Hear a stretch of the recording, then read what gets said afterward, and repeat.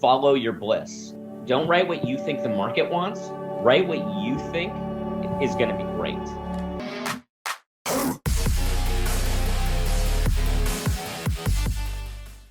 I'd like to welcome to the show Danny Strong. How you doing, Danny? Good, Alex. How you doing? I'm doing well, my friend. Thank you so much for coming on the show. I've been following your career for quite some time, and of course, a fan of many of the shows that you've worked on and things that you've written. So I'm excited to kind of jump into your process and what we do. So before we get started, how did you get started in this insanity that is the film industry? Wow, that's a very good question. So I was a theater major in college, Okay. And I did plays in high school, and I was able to get an agent while I was in high school, but I never booked anything. So it wasn't exactly a successful time. So I never booked anything, but I kept, doing theater nonstop, and then majored in college. And then I booked a couple jobs in college. I booked a couple commercials, and then a role on Saved by the Bell, the new class, probably the favorite show of your audience. I think that's all they watch. I think your audience is Saved by, and not even the original Saved by the Bell, it's the new class that they're particularly obsessed with.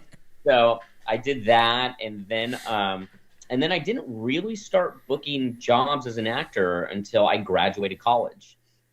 And it was a few months after I graduated that I booked an episode of Third Rock from the Sun, which was a huge sitcom. Mm-hmm.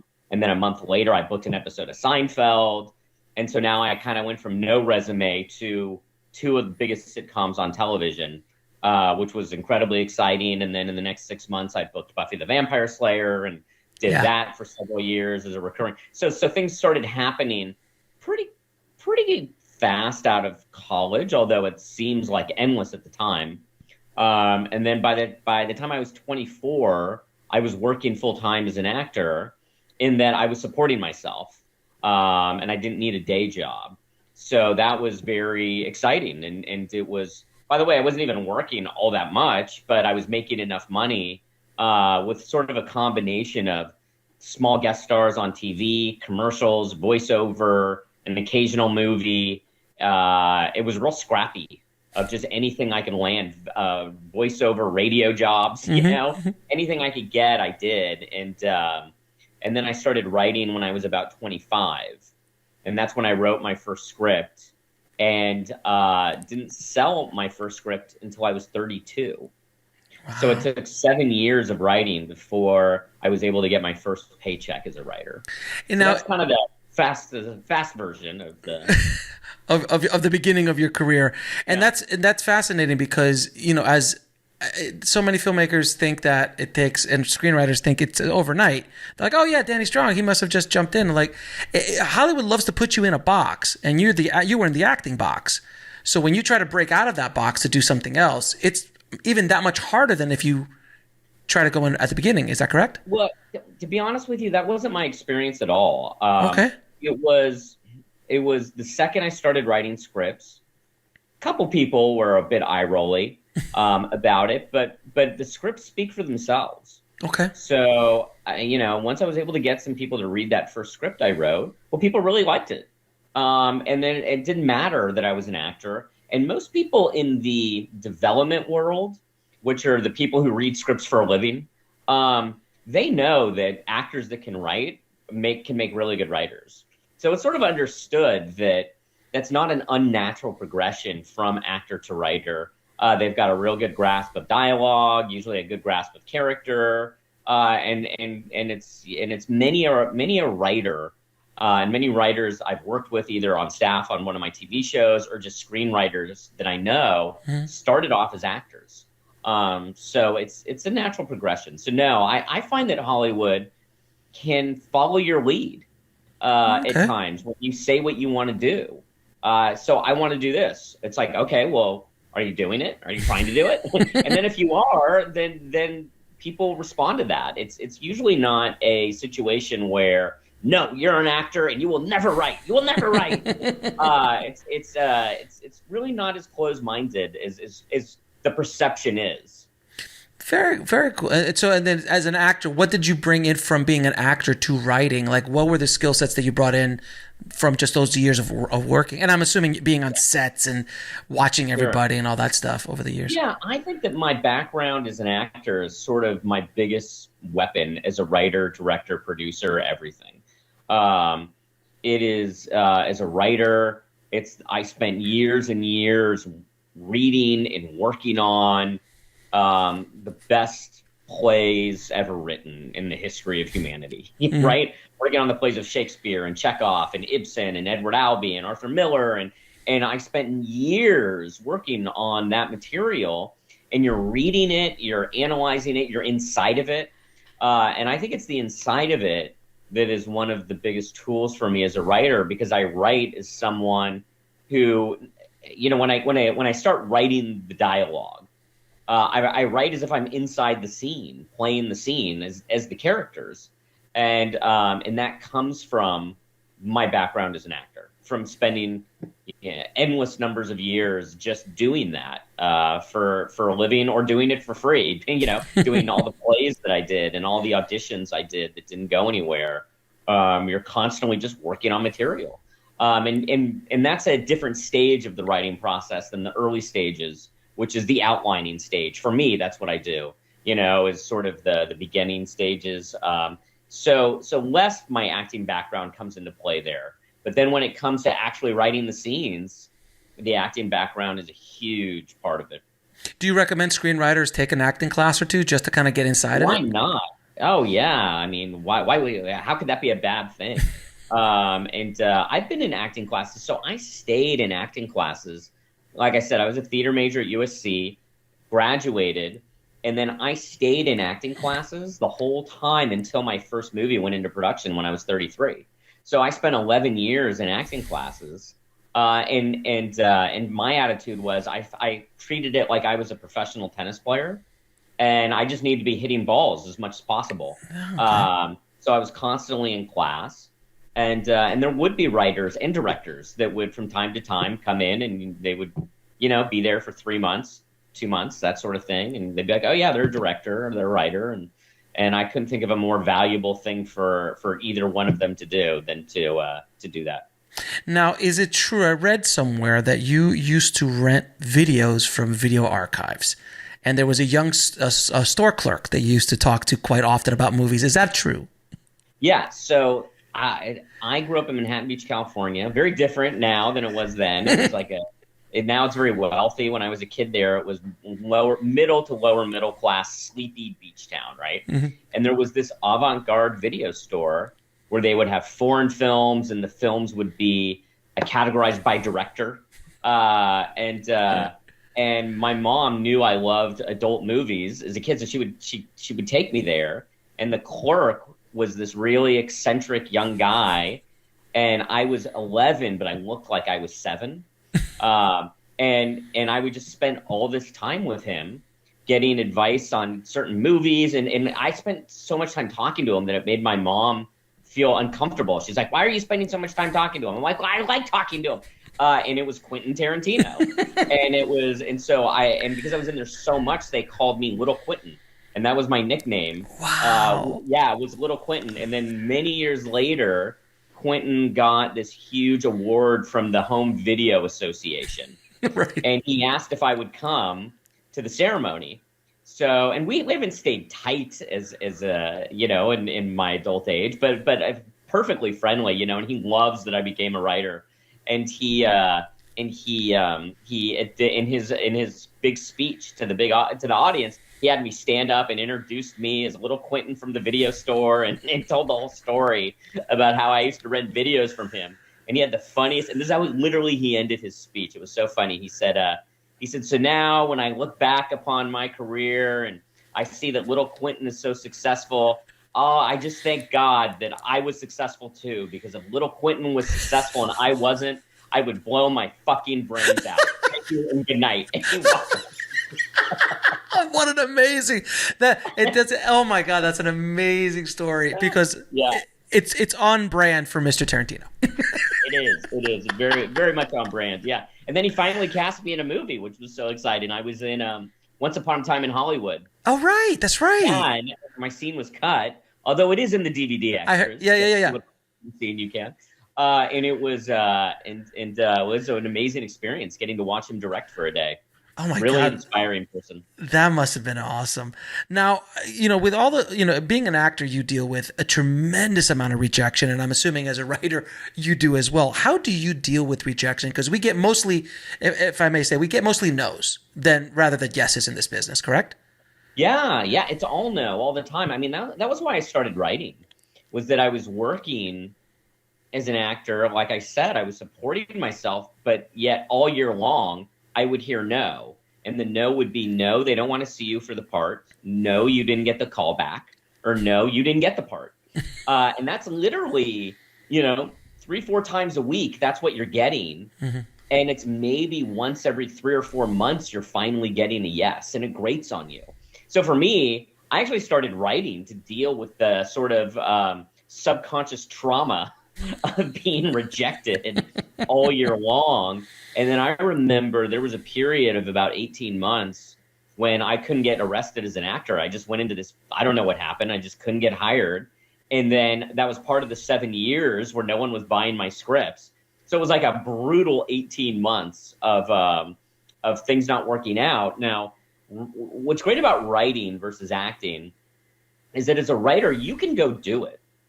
So mm-hmm. you can just go write a script. It doesn't matter if someone has bought it, if someone's interested in it. You can literally just sit down and write whenever you want or whenever you have availability based on if you have a job, et cetera, right? But you can go do it.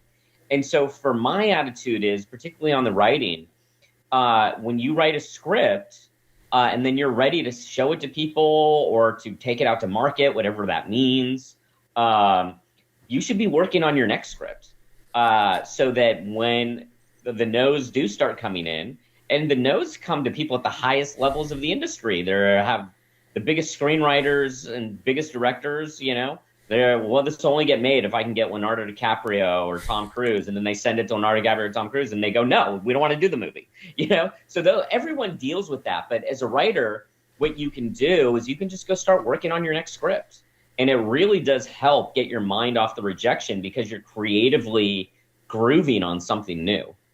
Now, what is your writing process? Do you start with character? Do you start with plot? Do you outline? Yeah, it's a combination of things. It's sort of hard to say because it differs for every project.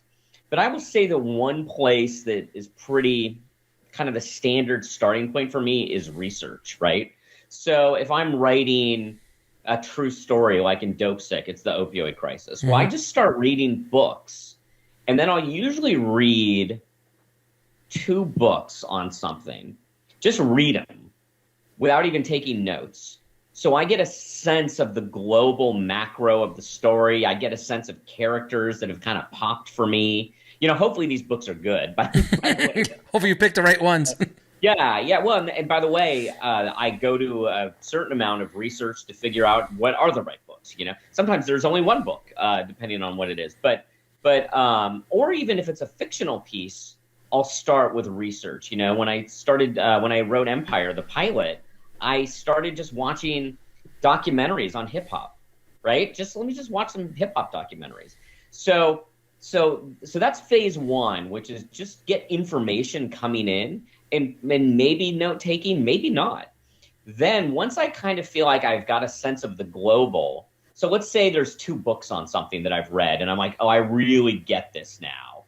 Then I go reread those books, but now I'm taking careful notes. And I'm writing notes, I'm writing characters, I'm writing scenes, I'm writing all this information because things can inspire other things, mm-hmm. Right? So I can get it'll be like, look at it. There's a whole sequence that I'm coming up with based upon a sentence. When I adapted the book Game Change into the movie Game Change, there was one paragraph that gave me the inspiration for the entire film. And I was like, oh, that's the whole movie right there, that one paragraph where it talked about Steve Schmidt did this, and then he did this, and then he had to do this. And I'm like, oh, that sounds like my entire movie. That paragraph. And by the way, and it was. And it outlined it for you. The film, was essentially inspired from that paragraph. But so that's what it is. So then it's like taking notes, writing scene ideas, character ideas. Sometimes it's stuff from the books or the documentaries. Sometimes all it does is it starts inspiring ideas, and then I go off on my own tangent entirely. And then once I've finished that stage of the research, and this is important, don't get bogged down indefinitely in the research, because you could do that for 3 years if you want, right? Mm-hmm. So what I do is literally I try to do enough of it where I feel like, oh, I've got a sense of what this is and how I could pull this off. Then I'll start actually outlining from those set of notes and kind of free-form thinking that I've done. And then once I have an outline, before I go write the script, sometimes what I'll do is I'll go read another book, or I'll go read 2 more books. Sometimes there's like 20 books written on something, right? Mm-hmm. And then there's a new set of ideas that come in. And then from there, then I go actually write the script. Now, I always love asking creators this. I always say that there's this kind of well of inspiration that is ours, that we can tap into. It's kind of like almost being in the flow, or in that state of mind, the flow state of mind. What is it in your actual writing process that allows you to tap into your creativity, that inspiration, the muse, for better or worse? Because sometimes the muse shows, sometimes she doesn't. How do you tap into that? So I don't. I just show up every day. And she shows, and you let her know, hey, I'm going to be here if you're ready. I'm just there. I'm there every day, and I'm going to do something. Some days today I had all these great plans. Those plans did not succeed, but I did get something done, Okay. Literally it happened today. But something was achieved today, right? So it's really a matter of just showing up every day. And, I say that inspiration is for amateurs. And I don't mean that in a hostile way.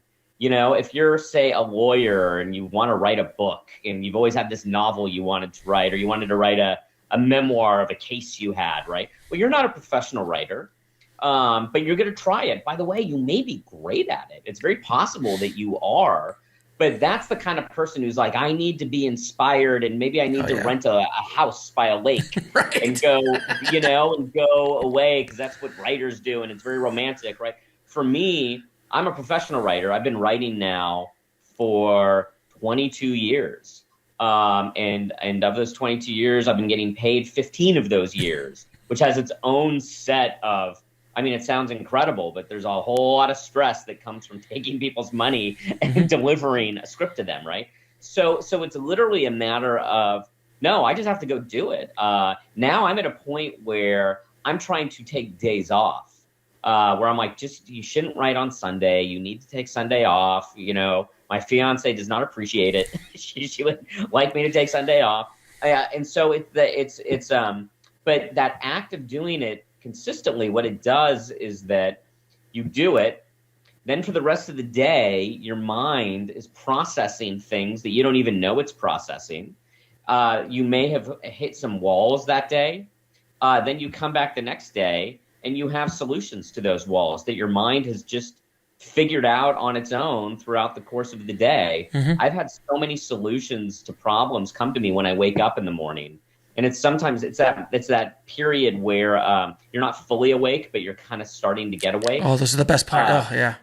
Yeah, and then I'll be like, but that solution wouldn't have showed up that next morning had I not had the session the day before. Right. So it's the consistency of the back-to-back of it is what I think is what I do. And I think it's incredibly important. Now, you one of your scripts got to the top of the blacklist, which is Recount. Was that the was the town, or was Hollywood taking notice of your writing, heavily? Or because when you get to the top of the blacklist, everybody in town knows who you are. Was that like a career defining moment for you as a writer? It actually wasn't, because the script had already exploded. Okay. The script had blown up and become a huge deal, and then had already gone into production. And I actually found out about the blacklist on the plane ride home after we wrapped production. Oh, Jesus. Isn't that crazy? Like, I was sitting on the plane going through my phone, and then someone congratulated, and I didn't really know what it was. And what was great was that was the year the blacklist kind of became famous. And there were all these newspaper articles on the blacklist. And so to be number one on the blacklist the year the blacklist becomes famous, That's a very cool year to become number one on the Blacklist, right?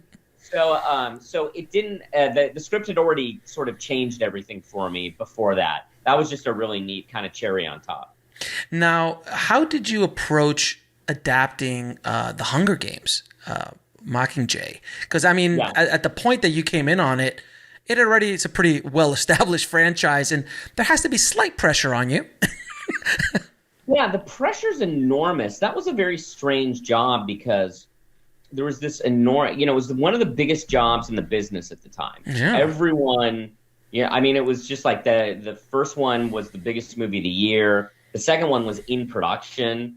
And so you had two Go pictures. The franchise was particularly strong in that first movie was really terrific.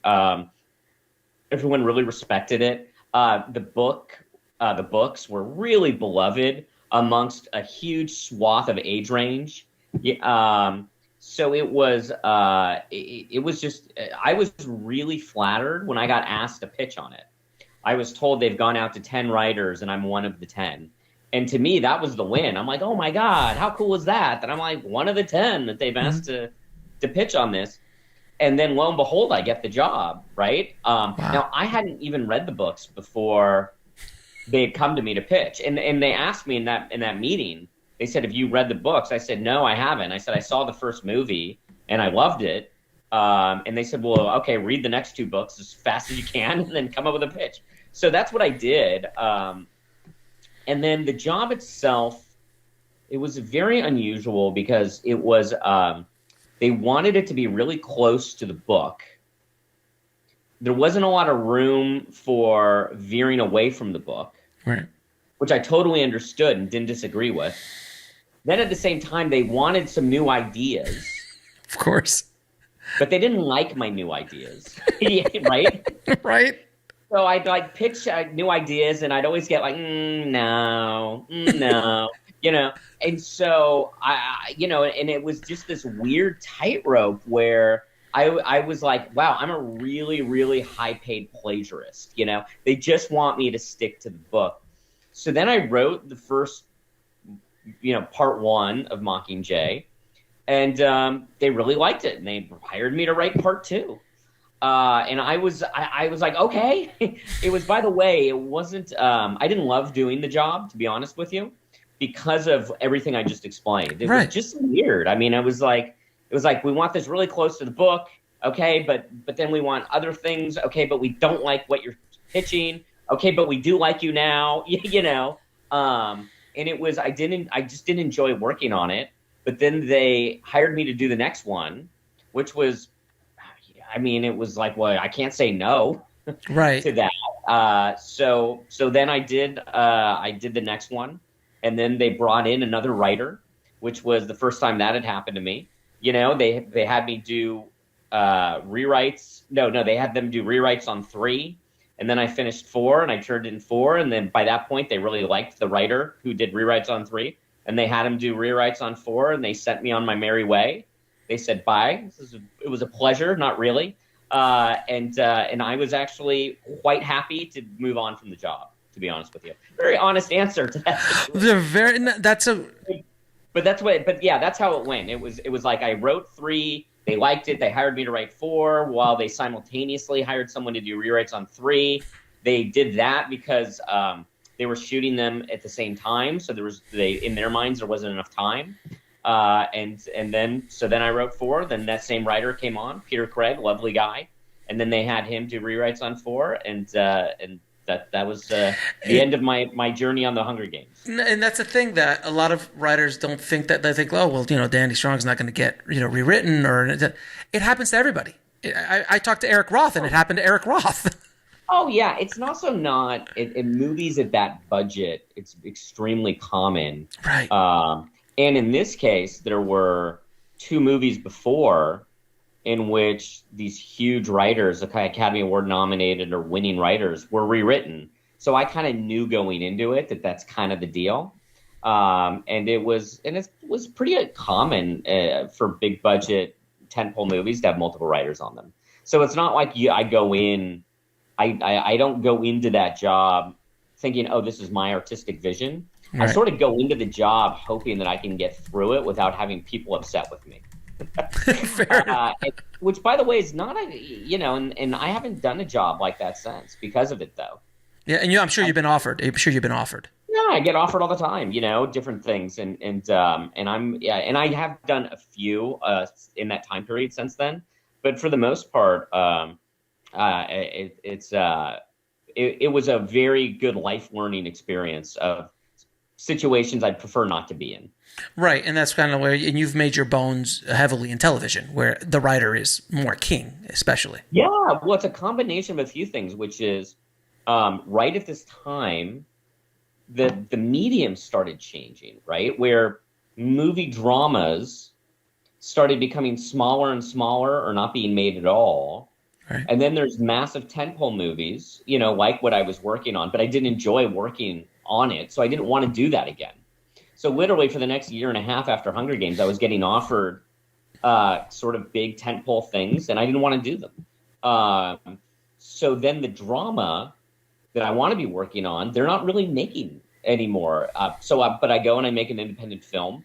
Mm-hmm. And then simultaneously, television is now starting to take off dramatically, creatively, in many ways, to a number of writers feeling like that's actually a much more interesting space to work in on a multiple different levels. So it was like the business starts changing. I was very fortunate that right when that happened, I created the show Empire that was a massive hit. So now I've got like cachet and some, a lot of interest in me in a space that is simultaneously kind of becoming the booming space.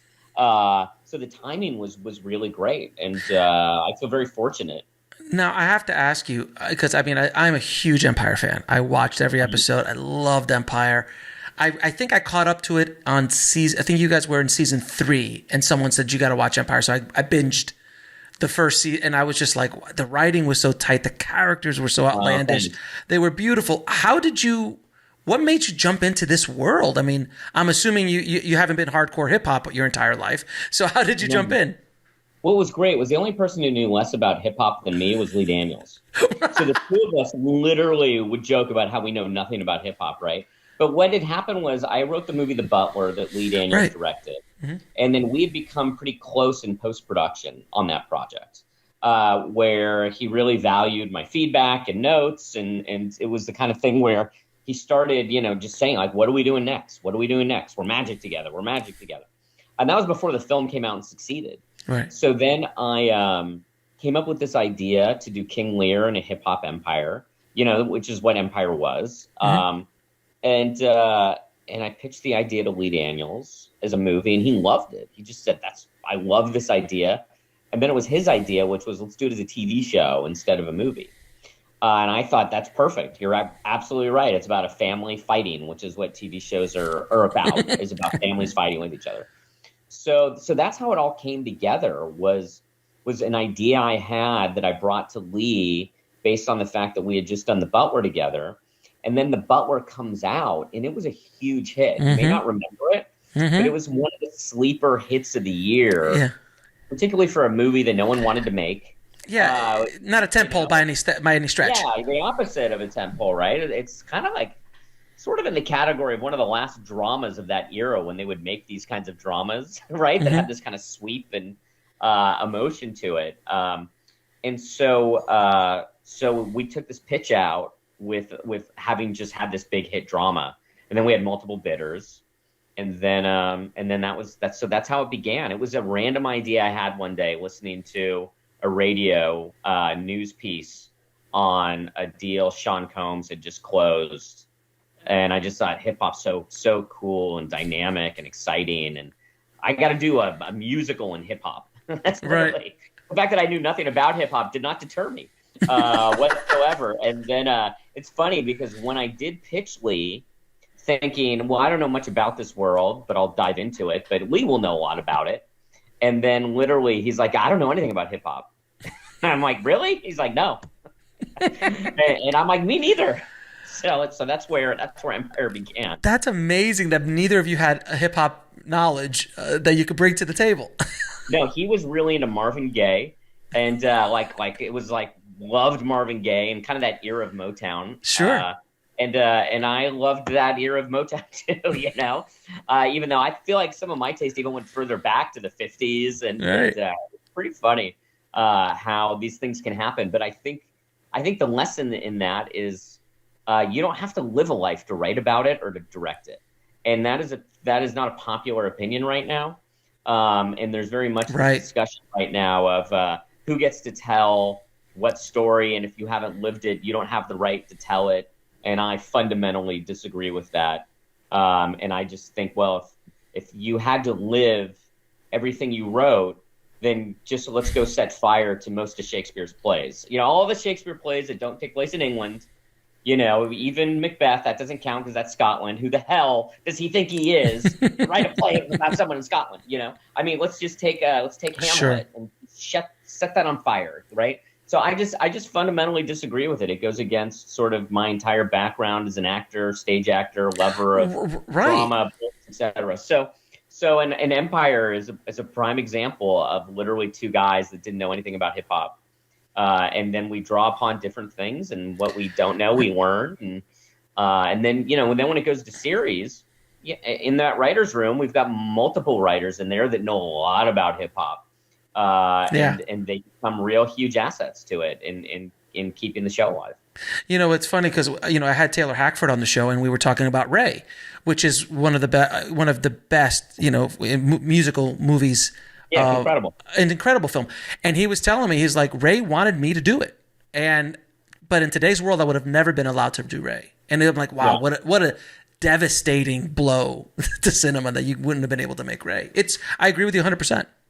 Yeah. And by the way, there's like, I don't know, that doesn't mean to not be cognizant of certain sensitivities. Sure, of course. It's like, I don't know. I think everything has its own sort of, has its own path. And we're doing a pilot right now that I'm producing. And it's basically 8 women are the leads of this pilot, right? And the network wants a woman director. And I could not agree more. I'm like, yeah, of course it should be a woman director. It's about 8 women, right? It's like, and the creator is a woman. But it just seems to me like that's a perfect example of as us out looking to hire a director. My partner on it, on the producing side, is a famous male director, and he completely agrees. He's like, yeah, we need to find a woman. So it's like every kind of project has its own path in life, but as a writer, if you're not getting, if this is not an open writing assignment and you want to write something that has nothing to do with your life experience, go write it. You're absolutely right. Write it. Write what you want. Write what you're passionate about. One of my favorite characters of Empire, and arguably one of the best characters written for television in the past 15 years, Cookie. How the hell did you come up with Cookie, and how much did Tahaja, I can never pronounce her name, Tahaja. Yeah, how did she influence that character? So Cookie Lion, which I think is hilarious that it could be on my tombstone. He co-created Cookie Lion. It came from so the show is King Lear in a hip hop empire, but it's also the Lion in Winter in a hip hop empire. It's sort of both of those classical pieces. And Eleanor of Aquitaine is Henry II's wife that he would put into like a dungeon. He'd put her in exile all year long, and then every year at Christmas time he would let her out of exile to see the family. And in the play The Lion in Winter, the play takes place during Christmas time when he lets Eleanor of Aquitaine out of prison, and she just fucks his shit up, right? Like literally, she just shows up and tries to derail all of his legacy plans. And that was one of like the early ideas I had for Empire, which was that it would be sort of a fake, like a fictional Jay-Z who was older, right.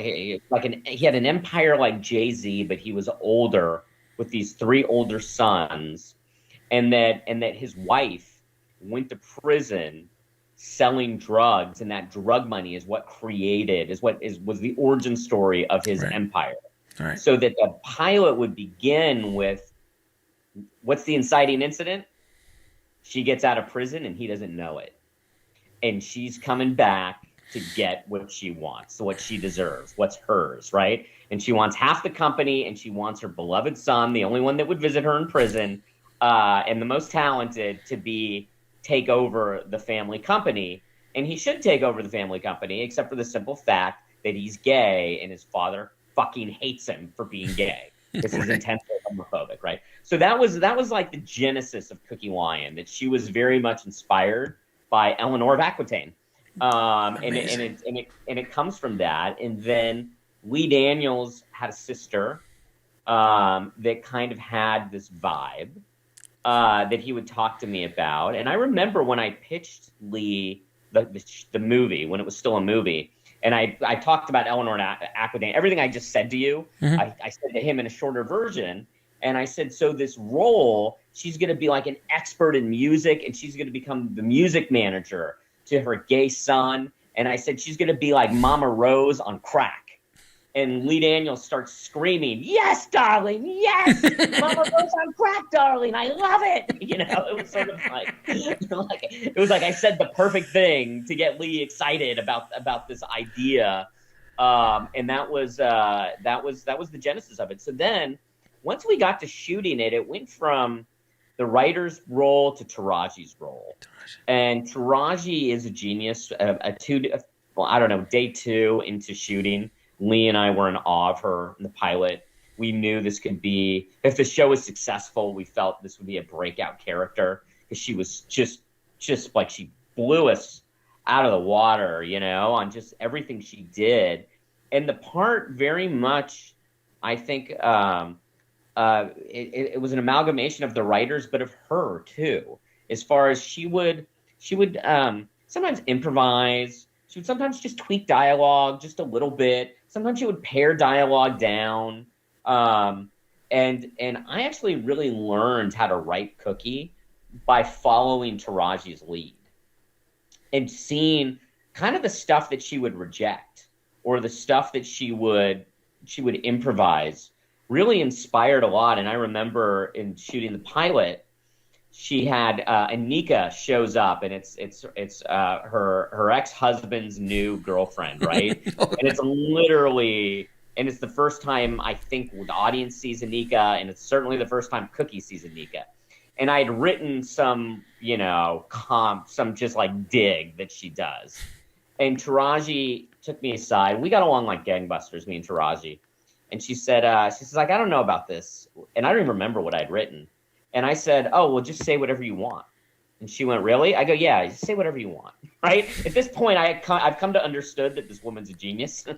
And so she goes, she starts to exit. She stops. She looks at her, and she goes, boo-boo kitty, and then walks out. I'd never heard of boo-boo kitty. I had no idea what she was talking about, but I was laughing so fucking hard that I almost ruined the take, except Lee Daniels was laughing as hard as I was. It was just like, like, oh, you're a genius. Just you do it, and we'll follow your lead.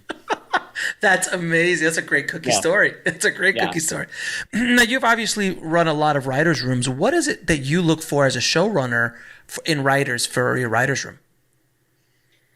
I look for writers that are bold, that aren't afraid, that have a sense of originality. You know, one of the first things I say on day one of school, is I say, I don't want you to think about what you think the network wants, or what you think the studio wants, or what you think the audience wants, or what you think what I want. I don't want you to think about any of that.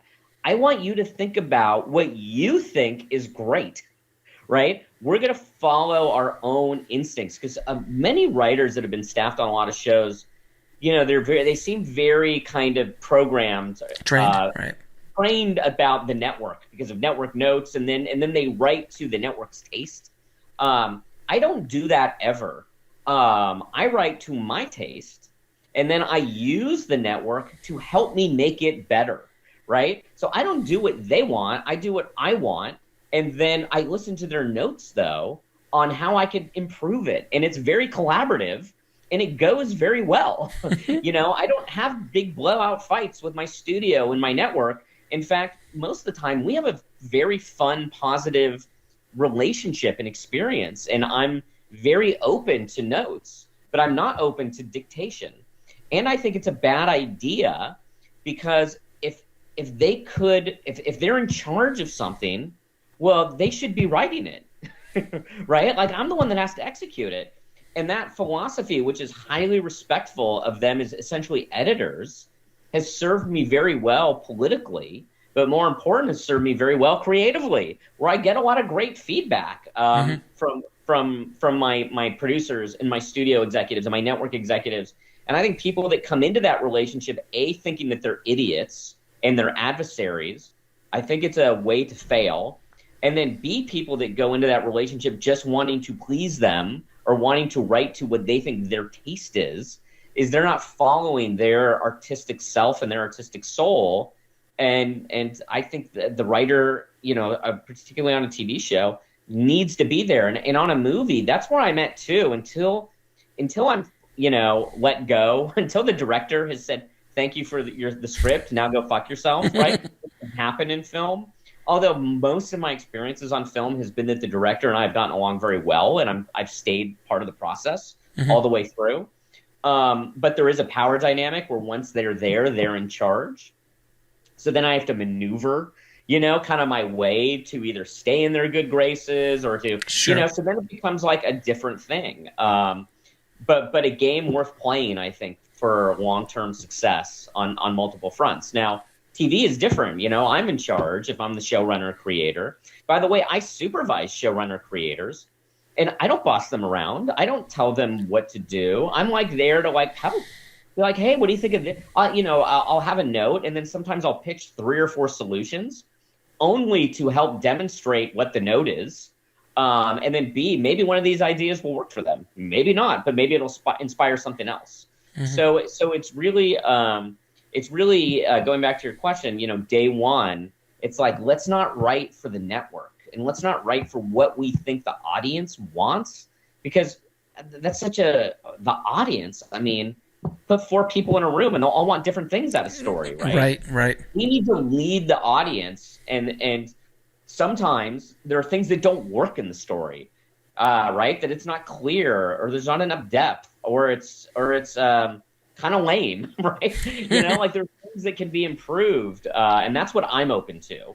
Of like, how can I make this better? How can I make it deeper, funnier? If it's a thriller, more suspenseful, right? Depending on what genre you're working in, and then how can you find some things to subvert the genre so that it's rich and doesn't feel expected, or it can be multi-dimensional in tone and style.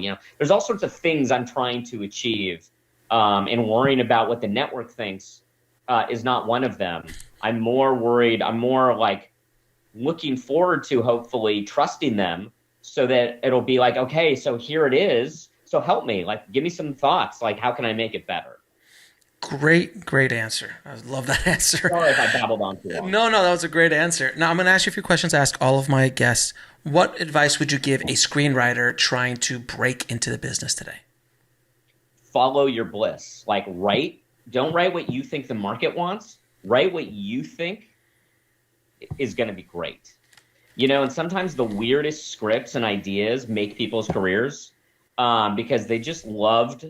And by the way, the movie never got made, but it launched their career. It got them an agent, a manager. It got them up, for jobs, right? So it's really about writing every day, or 5 days a week is good.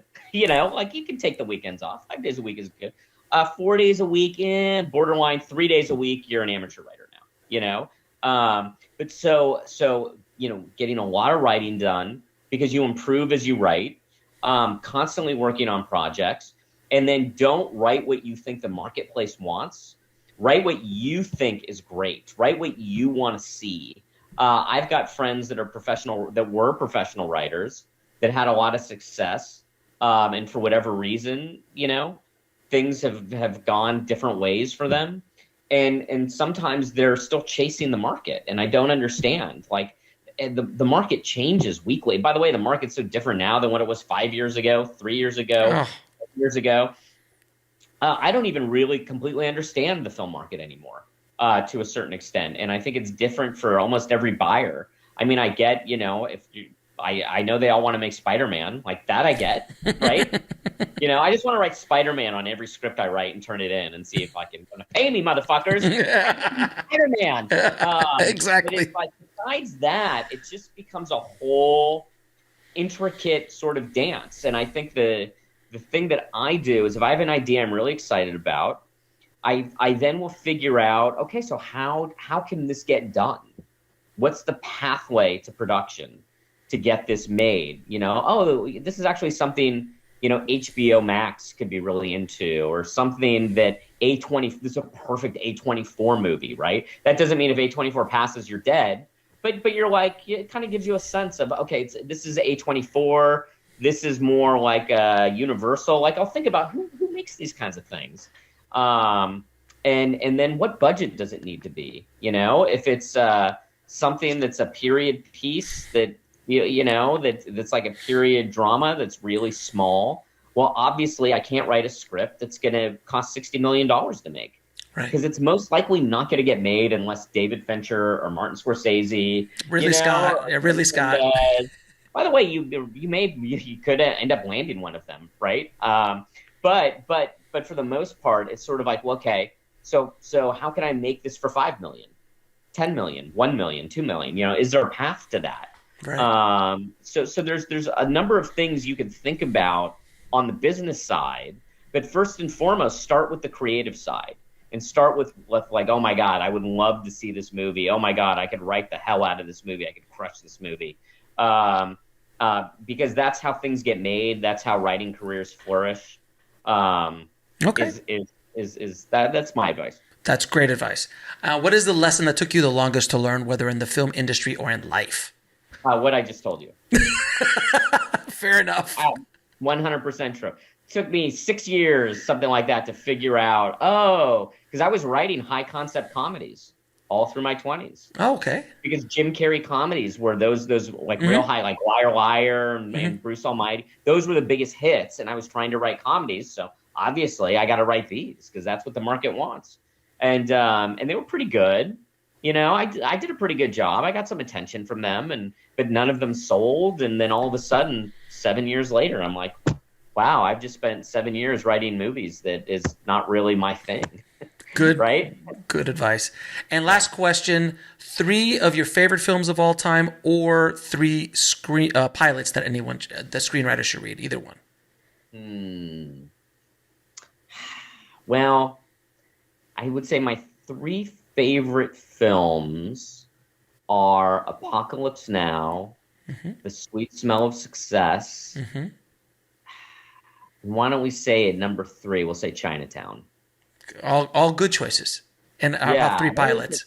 Those are all 3 of my favorites. 3 pilots.